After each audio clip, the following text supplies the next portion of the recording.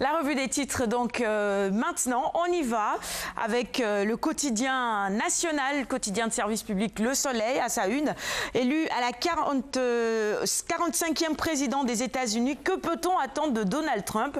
C'est donc une interrogation qui barre la une du quotidien national ce matin. Les félicitations du chef de l'État au nouveau locataire de la Maison-Blanche, le professeur Ousmane Sen, qui parle également dans les colonnes du Soleil ce matin. Il dit: il n'y aura pas de changement dans la coopération américaine. Sénégal-Maroc, les secteurs privés engagent une dynamique de coopération. Et puis on nous parle également de la commercialisation de l'arachide, un financement de 45 milliards de francs CFA pour la Sonacos et sa lutte contre l'insuffisance rénale. 20 nouvelles machines à l'hôpital de Saint-Louis.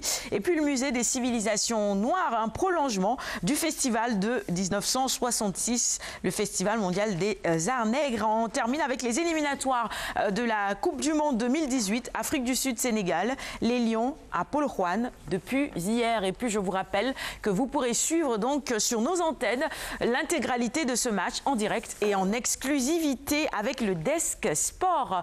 Passons maintenant à la une du quotidien L'Observateur. Élection de Donald Trump à la présidence américaine.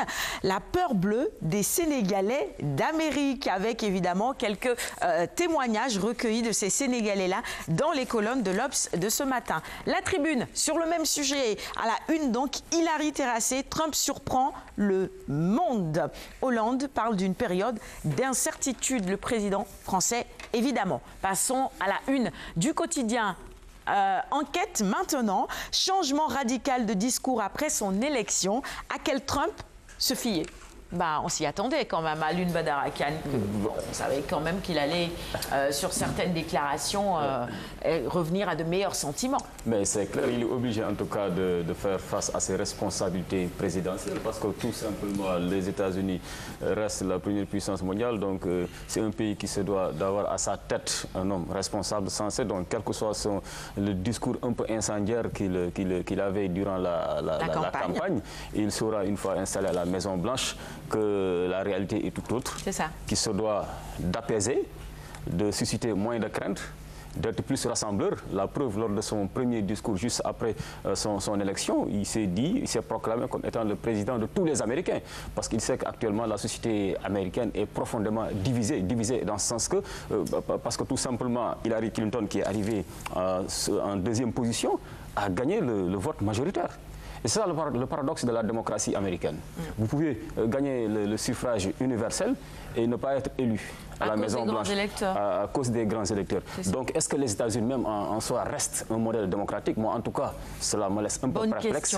Je crois que le suffrage universel, en vérité, c'est cela qui reflète la démocratie, la véritable démocratie. Très bien. Et justement, tu parles de peur à la une de Direct Info ce matin. Nos confrères titrent: Donald Trump triomphe, le monde tremble. Élu 45e président des États-Unis, et puis le vote inattendu des femmes, des Noirs et des Latinos. Le rêve américain réalisé, certainement celui de Donald Trump. Passons à la une du quotidien Le Populaire, qui revient également sur l'ouragan Trump. Il dévaste les États-Unis selon eux.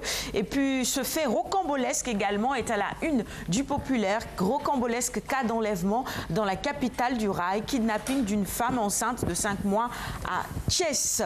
On poursuit maintenant avec la une du quotidien, le quotidien Aïssata Tall Sall, le débat. C'est donc le grand titre qui barre la une de ce quotidien. Elle parle donc dans les colonnes du quotidien Le Quotidien. Jour J Info maintenant. Estimation du pétrole par habitant à Lingu Ndiaye, des chiffres terriblement. Malik Gakou. Les quotidiens spécialisés en sport maintenant. Stade pour démarrer. Stade nous parle de la deuxième séance d'entraînement à Polokwane hier. Finition et pressing au menu des Lions. Et puis ménager mardi, Kara et Salou 6 réintégrés. On termine avec Sunulamb maintenant. Sunulamb, quotidien spécialisé en lutte traditionnelle. Djigo, préparateur physique de Messène. Bombardier, Dina Khamni Lep Degle. Ça va chauffer ce jour-là, entre Messène et Bombardier. Ça ne veut rien dire en vérité. Ah oui? Non, non, non, non.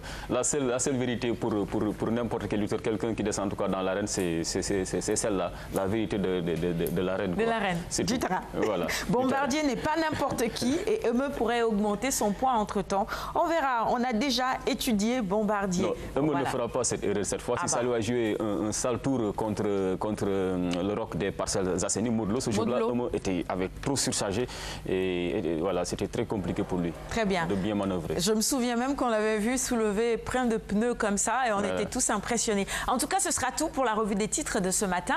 Merci à tous de l'avoir suivi. On va maintenant passer au flash avec René Léon.